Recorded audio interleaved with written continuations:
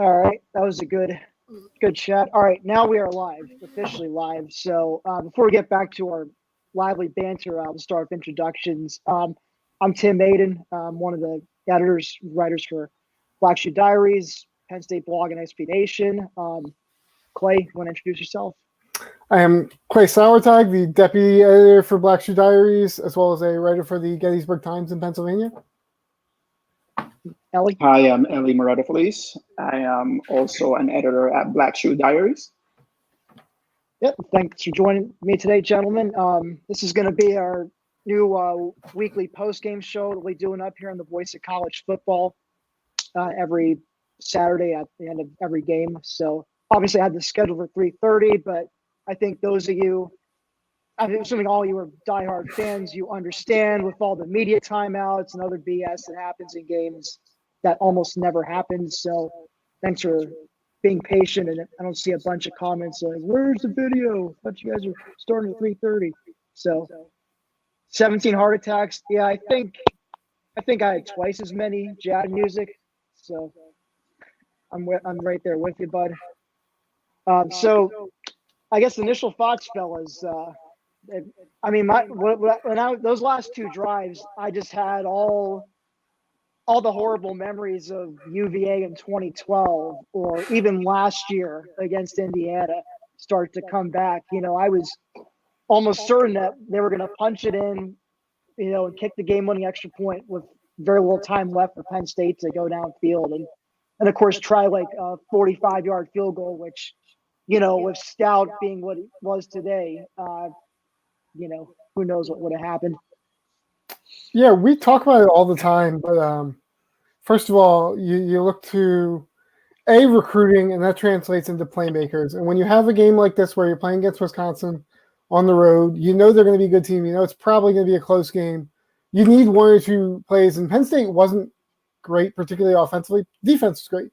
But Penn State wasn't great throughout this one, but when they needed big plays, Jahan Dotson came up with a big play. Noah Cain came up with a big play. Jaquan Brisker came up with a big play. These are all guys that were really big recruiting wins and have translated into the plays that kind of separate games like this. And let's give Wisconsin credit, right? Like we all talk about Wisconsin's defense in passing. They're a good defense. But they're one of the best defenses in the Big Ten, if not the country, very consistently. So the fact that Penn State struggled to move the ball in the first half should not have been unexpected.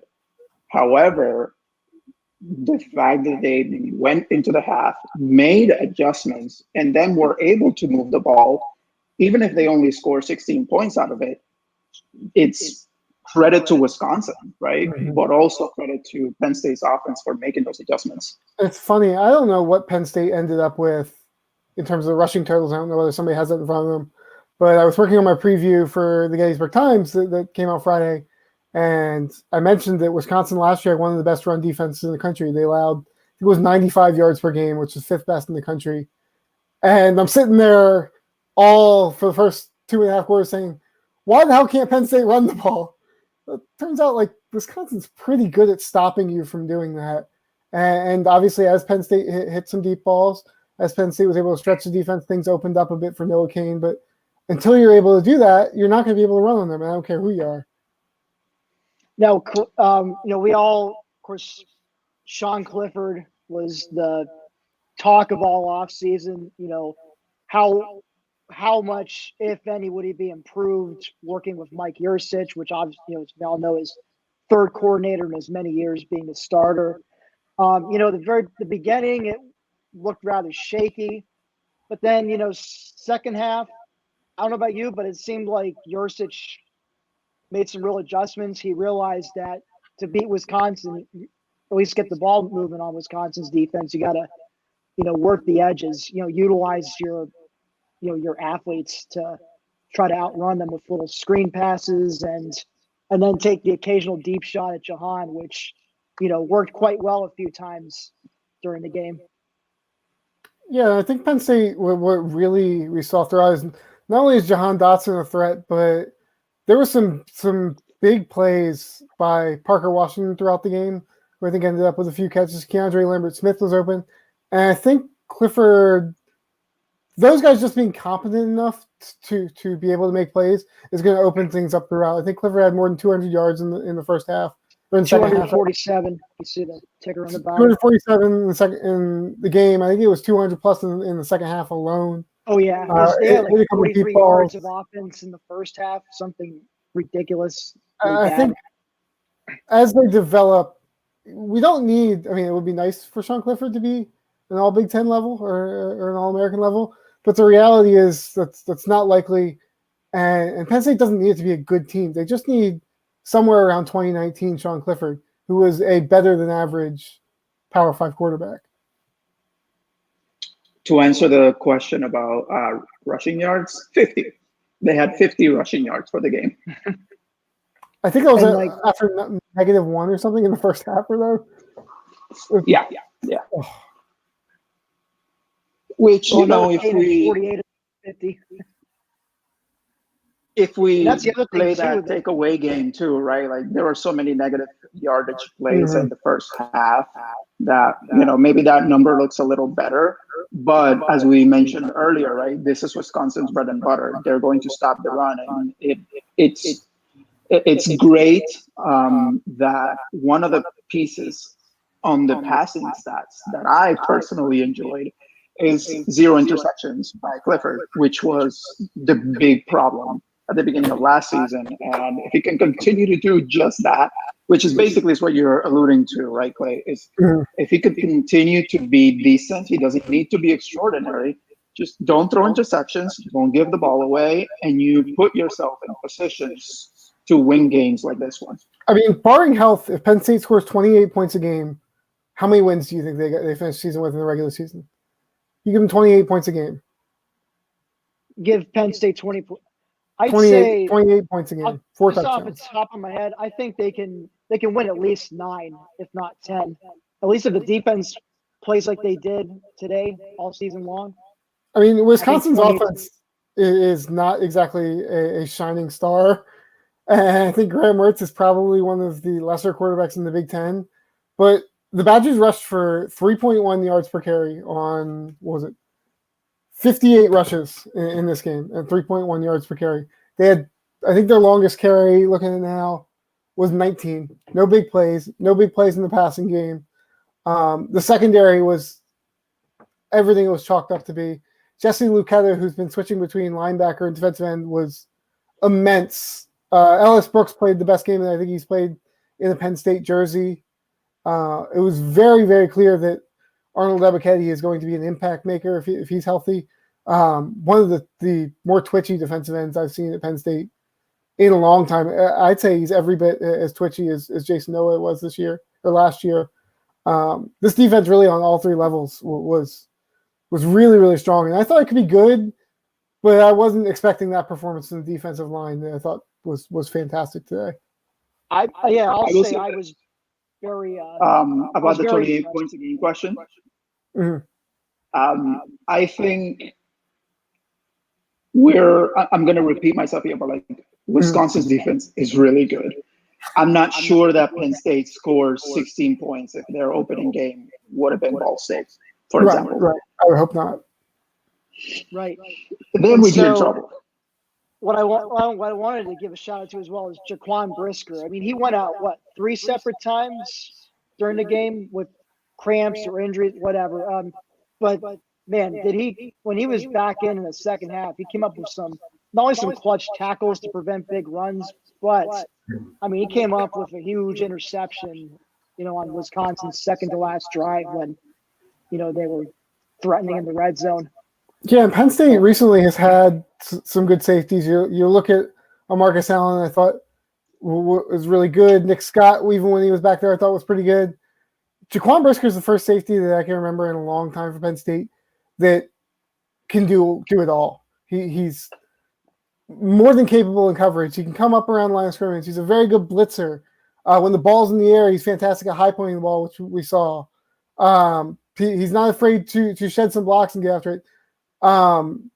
That skill set, and really if he plays that level, you're looking at a first-round NFL draft pick level player.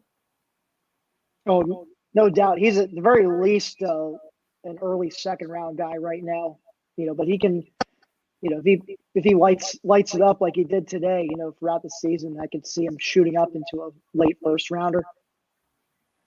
And how much of this game would you guys say? I mean, obviously you talk about just winning, but was going into just saying, I don't care how Penn State wins, and I don't think Penn State care how they win. Just get out of Camp Randall in week 1 with a win. And now you're looking at a season that shapes up. Obviously, you have Auburn coming up. You got some tough games with Indiana and Iowa early, but you do get that initial curtain raiser with Ball State where you can kind of maybe work some things out and hopefully build some confidence in that game before getting into the meat of the schedule. Right. Now, After, of course, go ahead, Ellie. Right.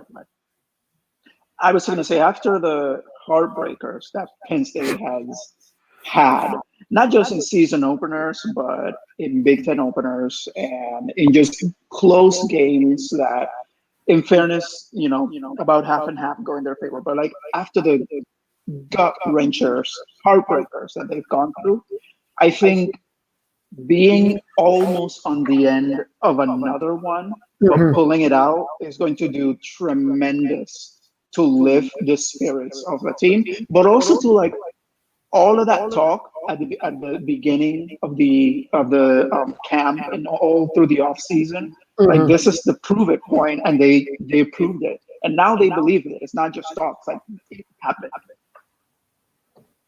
Well, you make a good point, Ellie, because I remember this whole past week, you have the quotes from Sean Clifford during media days saying, I'm the most confident quarterback in the country. You got other, I know we all laugh at that, but it was quotes also from Jahan Dotson, from Jaquan Brisker. I mean, each of them just sounded so sure of themselves. Like the common theme around them was that, this team had a chip on its shoulder, that this locker room was united, that, they were ready to go prove some doubters wrong. And, I mean, it was dicey at times today, but you know what? When they absolutely had to come up with each play, they did.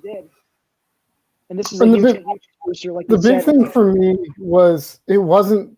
We mentioned the guys who made the plays to kind of swing the game, but really throughout, especially in the first half, when the defense was remarkable, I thought, to keep Penn State in that game and give it a chance.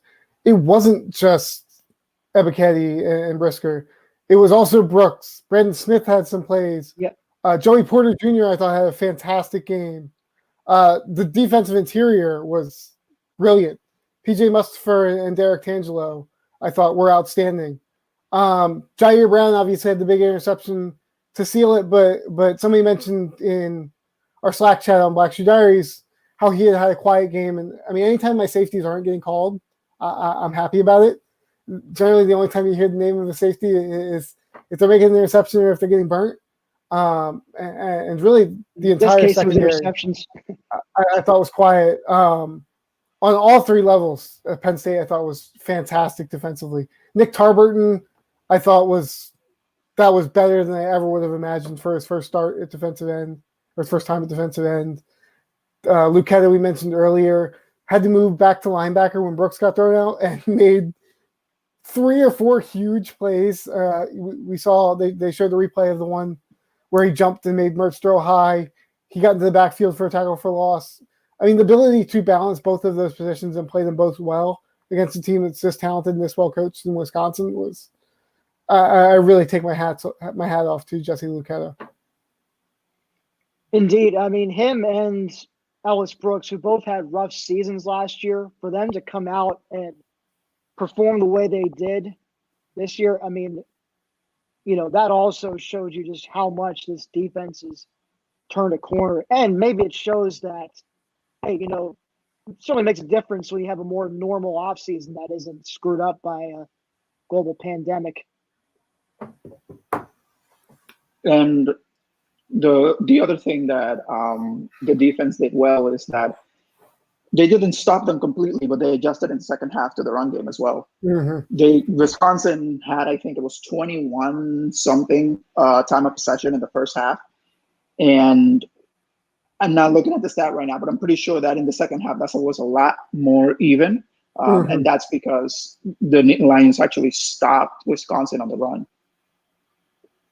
I think there was definitely adjustments made, both defensively in terms of making Graham Mertz be a passer, which, as we saw, he struggled a bit with, and particularly offensively. You'd like to think that wouldn't be that tough to tell Penn State to get outside against Wisconsin when they succeed. But I will give Mike Yurcich a ton of credit for realizing when something isn't working and getting away from it. And not only did those little slip screens and those swings and those short passes work in the passing game, but as Wisconsin kind of had to play those things, Noah Cain found a lot more space in the interior, particularly in that fourth quarter. So I really think the adjustments by Yurcich were huge, and getting in rhythm we saw was gigantic for Sean Clifford. No doubt. And you mentioned Noah Cain. The running, for the first 3 quarters, I mean, the running game was non-existent. Cain got stuffed early. Kevon Lee, tried to do his best Saquon Barkley impression and failed miserably a couple times, trying to bounce off guys and then getting tackled for a 5-yard loss. Hopefully he can just chalk that up. Maybe it's just a rough game for him and he bounces back next week. But, Noah Cain, though, coming in the fourth quarter and, starting to plow through that defense and also, catch a couple swing passes from Cliff to move the chains. It was good. It was good to see him,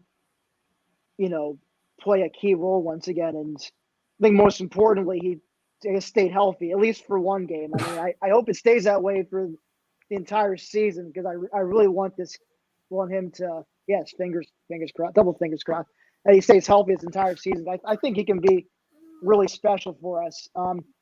But outside of that, I think we have one carry from Devin Ford. But as far as the running back rotation, I mean that's one group that got a ton of hype coming into this season. How do you guys feel about the group now? One game in, do you feel worse? Feel better? About the same? I don't know that it changes too much for me. Yeah, I'm with Ellie on that one. I think we all thought that Cain should be the number 1 back, and he showed it there towards the end of the game. Wisconsin obviously committed to stop the run, and when they do that, they're pretty much going to stop the run against anybody in the country, bar a handful of teams. The offensive line seemed to find some continuity there. I think Eric Wilson played the entirety of the second half at left guard from what I can recall, and that seemed to really settle down. He and Rasheed Walker on the left-hand side. Let's see where John Lovett fits in there. If John Lovett fits in there, obviously did not travel in this one. We didn't see Keziah Holmes. But I think it's just going to be a matter of getting a little bit of rhythm and getting a little bit of flow, and I think that's something that they hopefully should be able to do next week against Ball State. And I will say that we like Saquon Barkley a bit. We remember the circus plays, and for Lee, right, the juggling around in the backfield for a loss is what sticks out. But he actually was consistent given the circumstances when he wasn't trying to avoid defenders. So, and ultimately, right, like we Penn State cannot put all of their eggs in the Noah Cain basket, not because Noah Cain can't handle it, but because Penn State wants to have more than one back in order to be able to keep them fresh and wear teams down late in the game. And actually, this is kind of what ended up happening, even if not in the way we would have hoped. But it's Noah Cain came in the fourth quarter and he started making plays. But that was only possible because Noah Cain was rested. Had he not been, maybe things turn out a little bit different. Yeah, I think we got to remember, too, that Lee is a true sophomore who didn't really have a full season last year, got thrown into pretty much a starting running back role by the end of the year. And while we've seen young running backs come in, I think it's one of the easier positions, I would say, to make transition. It's still not easy by any means. So I think that's something where you get in the film room, you get with Jawan Sider, who's one of the better running back coaches in the country, and maybe you work that out of it and you say, hey, sometimes you take 4 yards, sometimes you take 2 yards. If you keep taking what's there, you're going to get you're going to bust one eventually. And that's what we really, I think, part of what has made Kane so successful is that he's always been the type to take what is given. No doubt. As a side note, in scores of other games, Fresno State and Oregon are tied at 21. What channel? Pac-12 networks. 549. So nobody's going to see it. Pac-12. Joe Moorhead should try coordinating the defense as well. It might work a little better. Yeah. So what do we think overall? We had what? Penn State had three new position coaches this year. In Ty Howell, in Mike Yurcich, who's not really a position coach, more of a coordinator, and in Anthony Poindexter. And I would say all three of those position groups played pretty well. Even the tight ends that didn't have gaudy numbers, I thought blocked for the most part really well and made the best of the limited opportunities that they did have. Certainly. And I mean, having a former offensive lineman coaching you as a tight end probably does wonders in the blocking department. Right.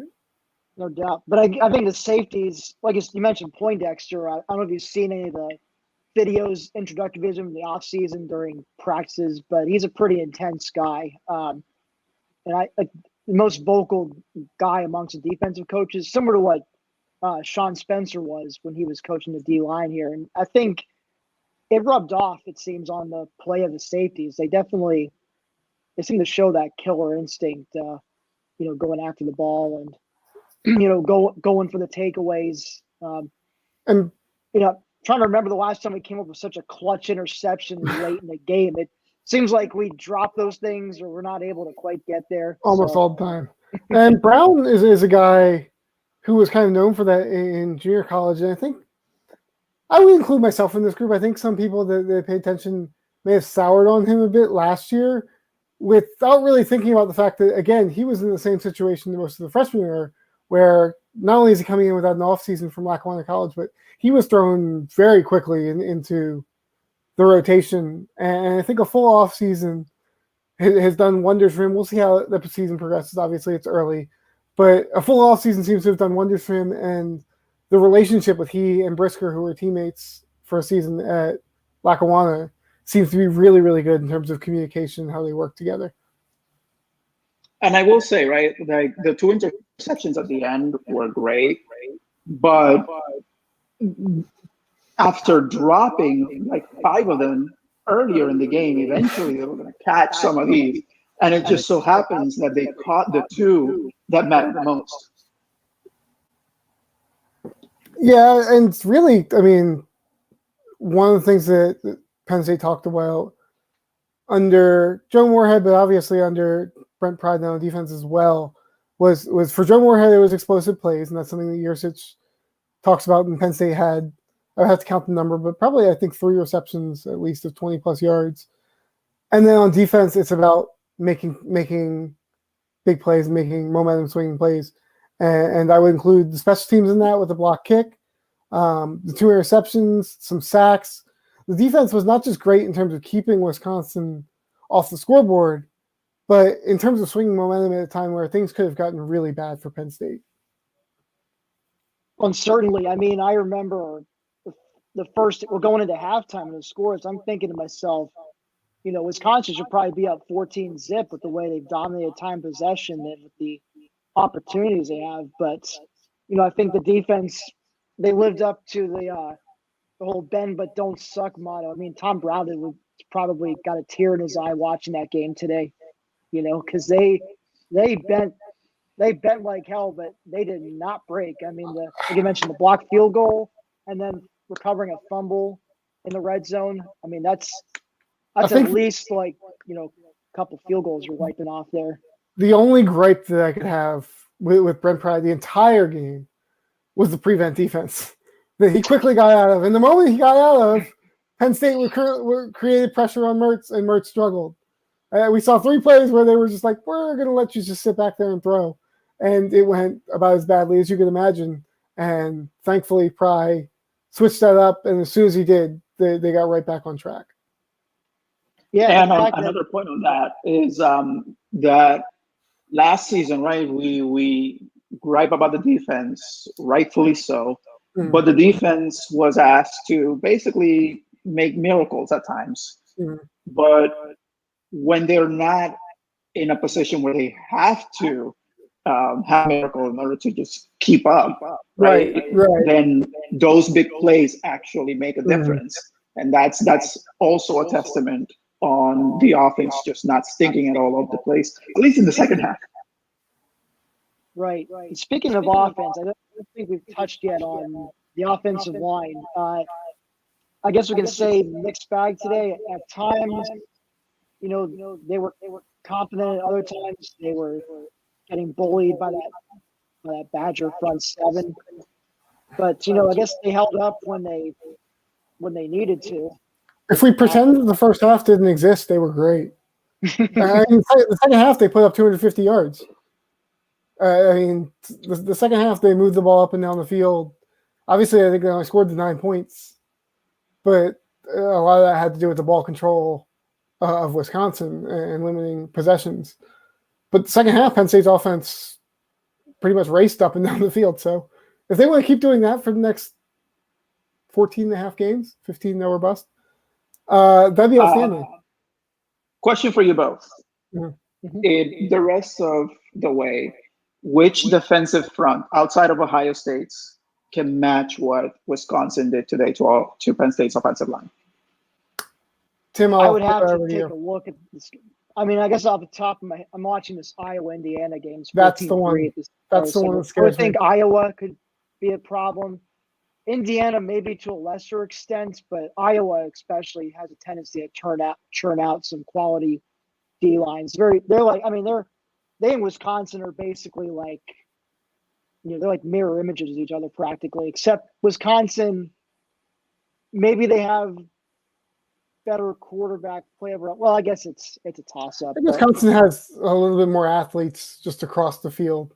But they're a little more athletic than Iowa, but it's not. I mean, it's not a huge difference. Another team that kind of comes to mind, and I'll have to watch some more, but I feel like Michigan fans should be really excited after today.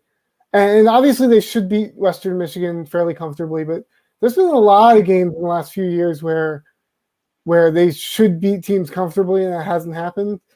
And I don't think that their quarterback back there is the end-all, be-all. But I kind of think that maybe the Wolverines, and we'll see how the season progresses, could benefit from starting the season off the radar. Well, certainly. I mean, absolutely. At least, of course, they took, like I said, they took care of business against the Western Michigan's no slouch. I mean, they were a pretty decent team last year. I think I read they returned the most consistent quarterback from last year in terms of completion percentage. Don't quote me on that one, but see, I was looking at the stats real quick. Like Caden McNamara, 9 for 11, 136 yards, 2 TDs. JJ McCarthy got some action, threw a touchdown. The run game was. They ran the ball for 334 yards. Oof. Now, of course, they'll have a little bit harder time against, certain Big Ten defenses. But although I think they did lose Ronnie Bell to a bad leg injury. So that we'll see how that affects them going forward. They did have. In fact, touchdown for them. We'll find out very quickly because they play Washington next week. Very true. Yeah. And even before today, I mean, just maybe it's big, maybe it's because John Donovan's coaching is the offensive coordinator for Washington, and we've all experienced the horrors of a John Donovan coached offense. So even before today, I would have told you Michigan's going to win, and then of course after today, I'd probably be more confident in that pick. All right, guys. Well, I hate to cut out on you here quickly, but I have got a family obligation to you two, Penn State fans. I appreciate you joining me. I will obviously be with you guys throughout the week on Black Shoe Diaries. All right. Thanks for tuning in. Yep. Later, everyone.